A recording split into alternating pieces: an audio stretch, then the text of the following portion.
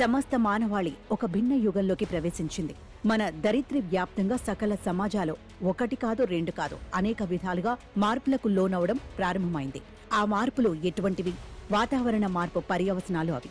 అవును, వాతావరణ మార్పు విషమకాలం ప్రారంభమైంది. 2024 సంవత్సరమే ఈ విపరీత కాలాన్ని ప్రథమంగా పలు రీతుల్లో మన అనుభవాల్లోకి తెచ్చింది. ప్రతిరోజు ప్రపంచవ్యాప్తంగా ఎక్కడో ఒక చోట తీవ్ర వాతావరణ సంఘటనల తాకిడి కనిపిస్తూనే ఉంది. వడగాల్పులతోనూ చలిగాడుపులతోనూ కొత్త రికార్డులు నమోదవుతున్నాయి. వెంటనే వాటిని సరికొత్త రికార్డులు అధిగమిస్తున్నాయి. వాతావరణం వికృత పోకడలు పోతోంది. ఇప్పటికే మనుగడ అంచున జీవిస్తున్న మానవ సమూహాలు ఎన్నో తరచూ సంభవిస్తున్న వాతావరణ విపత్తుల నుంచి కోలుకోలేని రీతిలో నష్టపోతున్నాయి, కాదు ధ్వంసమవుతున్నాయి. మరి ఇదొక భిన్నమైన యుగం కాదు?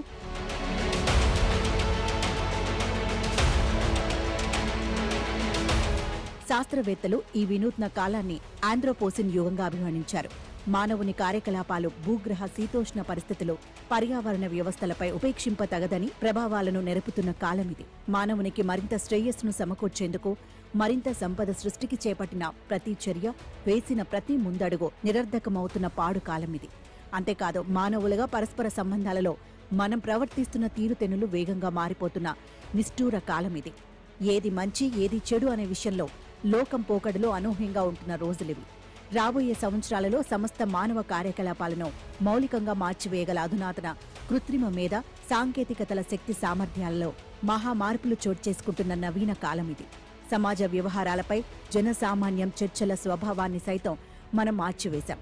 తద్వారా ఎంత నీచమైన, విద్వేషపూరితమైన, విధ్వంసకరమైన ఆలోచనలను బయటికి చెప్తున్నాం. ఇదే ప్రజాస్వామ్యాన్ని పరిరక్షించగలిగే వాక్ స్వాతంత్ర్యమని విశ్వసిస్తున్నాం. అయితే కొత్త యుగ అధునాతన సాంకేతికతల వాణిజ్య రీతులలో సంపూర్ణ నమ్మకాన్ని సుదృఢంగా నెలకొల్పుకున్నాం. ఈనాటి బిగ్ టెక్ కంపెనీలు సమాజాల సర్వ కార్యకలాపాలను నియంత్రించే సామ్రాజ్యాలుగా పరిణమించాయి. ఈ కొత్త టెక్ కంపెనీలు గతకాలం బహుళజాతి సంస్థలను చాలా అల్పమైనవిగా చేశాయి.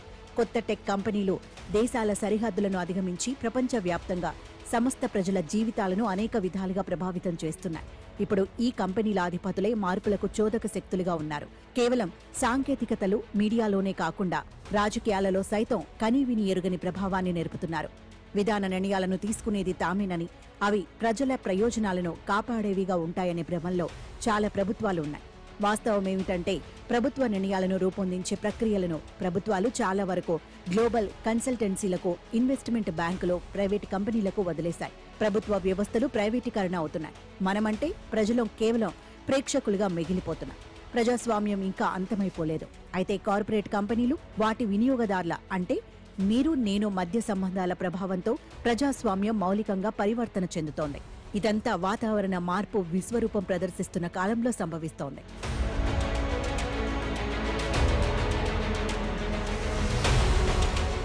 మనం మరింత అభద్రంగా, మరింత ఆందోళనకరంగా నివసిస్తున్నాం. అసమానతలు అంతకంతకు పెరిగిపోతున్నాయి. ధనికులు మరింత సంపన్నులుగా, పేదలు నిరుపేదలుగా మారిపోతున్న కాలమిది. కోవిడ్ మహమ్మారి సకల ఆర్థిక వ్యవస్థలను అతలాకుతలం చేయడంతో ఆ అసమానతలు గత 5 ఏళ్ల కాలంలో మరింతగా పెరిగాయి. జీవన స్థితిగతులు మెరుగుపరుచుకునేందుకు ప్రజలు వలస బాట పడుతున్నారు. వలసల పరిణామాలు, పర్యావసనాలు పలు దేశాల్లో ప్రజలను మరింత అభద్ర పరిస్థితుల్లోకి నెట్టివేశాయి. వారి ఆగ్రహం ప్రజాస్వామ్యం పట్ల వ్యతిరేకంగా పరిణమిస్తోంది. ఈ ఆగ్రహం, వ్యతిరేకత అన్నదే పేద ప్రజలకే పరిమితం కాదు. సంపన్నులు సైతం తాము దగాపడినట్టు భావిస్తున్నారు. 1990 దశకం తొలినాళ్లలో దేశాల ఆర్థిక వ్యవస్థల ప్రపంచీకరణ ప్రారంభమైనప్పుడు పేద ప్రజలు మాత్రమే తాము ఉద్యోగాలు, ఉపాధులు కోల్పోతామని భయపడ్డారు. రైతులు వీధులలోకి వచ్చి తమ దురవస్థలపై నిరసన తెలిపారు. స్వేచ్ఛ వాణిజ్య ఒప్పందాలు తమకు మేలు చేయడం లేదని ఆక్రోశించారు. ఇప్పుడు పరిస్థితులు తలకిందులయ్యాయి.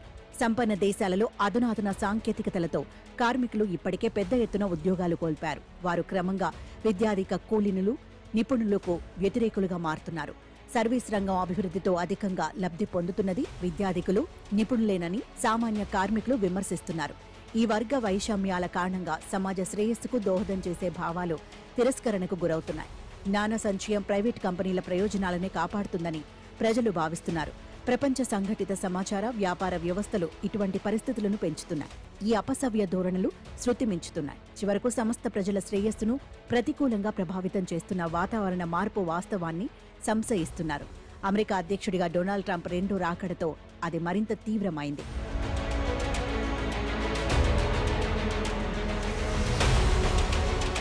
వాతావరణ వైపరీత్యాల అనివార్య కాలంలో ఉన్నామనే కఠోర సత్యం మనకు తెలుసు. ఈ బాధాకర వాస్తవాన్ని మనం నిరాకరించడం లేదు. అయితే మానవాళి అవిభాజ్య శ్రేయస్సు సాధనకు సమిష్టిగా పనిచేసే సమాజంగా మనం ఇంకెంత మాత్రం సంఘటితం కాలేకపోతున్నాం. అజర్బైజాన్లోని బాకు నగరంలో ఇటీవలి ముగిసిన 29వ అంతర్జాతీయ వాతావరణ సదస్సులో అది స్పష్టమైంది. వాతావరణ మార్పును ఎదుర్కొనేందుకు ఒక సహకారపూరిత ప్రపంచాన్ని నిర్మించుకునే సంకల్పం విషయంలో కూడా చిత్తశుద్ధి చూపలేకపోయాం. క్లైమేట్ జస్టిస్ పేరిట వాతావరణ మార్పును ఎదుర్కొనేందుకై పేద దేశాలకు నామమాత్ర ఆర్థిక సహాయాన్ని అందించేందుకు సంపన్న దేశాలు ముందుకు వచ్చాయి. చారిత్రకంగా వాతావరణ మార్పుకు కారణమైన ఆ దేశాలు పేద దేశాలకు ధర్మబోధలు చేశాయి. కర్బన ఉద్గారాలు తక్కువగా ఉండే ఆర్థిక వ్యవస్థలను అభివృద్ధి పరుచుకోవాలని చెప్పాయి. వాతావరణ మార్పుతో సంభవిస్తున్న నష్టాలను తాము అందించే ఆర్థిక సహాయంతో భర్తీ చేసుకోవాలని స్పష్టం చేశాయి. అయితే మానవాళి మనుగడకు దరిద్రిని సురక్షిత ప్రదేశంగా మార్చేందుకు ఆ ఆర్థిక సహాయం ఎంత మాత్రం చాలదు. సంపన్న దేశాల వైఖరి వాతావరణ లక్ష్య సాధన ప్రాధాన్యాన్ని తక్కువ చేయడమే కాకుండా పేద దేశాలను అవమానించడమేనని చెప్పక తప్పదు.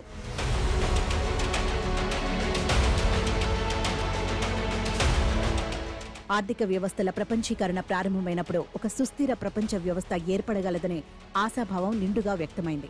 పరస్పర ప్రయోజనాలను కాపాడుకోవాలనే లక్ష్యంతో ప్రపంచ దేశాలు వ్యవహరించాయి. అయితే వాటి అసలు లక్ష్యం ప్రపంచ శాంతి కానే కాదు, వ్యాపార ప్రయోజనాలను కాపాడుకోవడమే. కార్మిక పర్యావరణ భద్రత వ్యయాలను తగ్గించేందుకు తమ ఫ్యాక్టరీలను అభివృద్ధి చెందుతున్న దేశాలకు తరలించాయి. ఈ తరలింపుతో ఉత్పత్తి కార్యకలాపాలే కాకుండా వాతావరణ కాలుష్య వాయు ఉద్గారాలు కూడా తరలిపోయాయి. కర్బన ఉద్గారాల గణాంకాలను చూస్తే చైనా అగ్రస్థానంలో ఉంటుంది. పాశ్చాత్య సంపన్న దేశాల పరిశ్రమలు అధికంగా చైనాకు తరలిపోవడమే అందుకు కారణం. హరిత పరివర్తన అనివార్యమైన నేటి ప్రపంచం కొత్త వాస్తవాలను ఎదుర్కొంటోంది. అభివృద్ధి చెందుతున్న దేశాలు, ముఖ్యంగా చైనాలో ఉత్పత్తి అవుతున్న సరుకులు చౌకగా పాశ్చాత్య సంపన్న దేశాలకు అందుతున్నాయి. ఉత్పత్తి కార్యకలాపాలు విదేశాలలో జరగటం వల్ల స్వదేశంలో నిరుద్యోగిత ప్రబలిపోతోంది. ఈ కారణంగానే విదేశాలలో ఉన్న అమెరికా ఫ్యాక్టరీలన్నింటినీ అమెరికాకు తీసుకువచ్చి అందరికీ ఉద్యోగాలు కల్పిస్తానని డొనాల్డ్ ట్రంప్ హామీ ఇచ్చారు.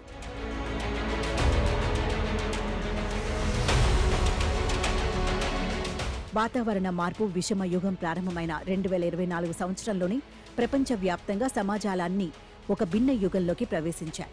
ఈ వాస్తవాన్ని దృష్టిలో ఉంచుకొని భిన్నమైన విధ్వంసకర వర్తమానానికి పూర్తిగా విరుద్ధమైన ఒక భవ్య భవిష్యత్తును నిర్మించుకోవడానికి సంకల్పించుకోవాలి. కార్యప్రణాళికను రూపొందించుకోవాలి. లక్ష్య నిమగ్నులవ్వాలి. ఇంకెంత మాత్రం గతంలో జీవించకూడదు. గతానికి ఖైదీలుగా ఉండిపోతే మనం అసలు మనుగడని కోల్పోయే ప్రమాదముంది. ఒక కొత్త పొద్దుపొడుపులోకి పద నిర్దేశకులుగా మనం ప్రవేశించాలి. ఇంతవరకు మనం చేసిన తప్పులను అంగీకరిస్తూ ఒక కొత్త వాగ్దానాన్ని నెరవేర్చేందుకు మనం నిబద్ధులమవ్వాలి. లేని పక్షంలో రాబోయే దశాబ్దాల విలువైన సమయాన్ని వ్యర్థం చేసిన వాళ్లమవుతాం. పర్యవసానంగా వాతావరణ మార్పు ప్రభావాలు క్రమంగా పెరిగిపోయి వాటి సుడిలో చిక్కుకొని అంతిమంగా ఒక శూన్యతలోకి ప్రస్థానించే ప్రమాదముంది. పొంచి ఉన్న ఈ ప్రమాద పరిస్థితిని మనం మార్చి తీరాలి.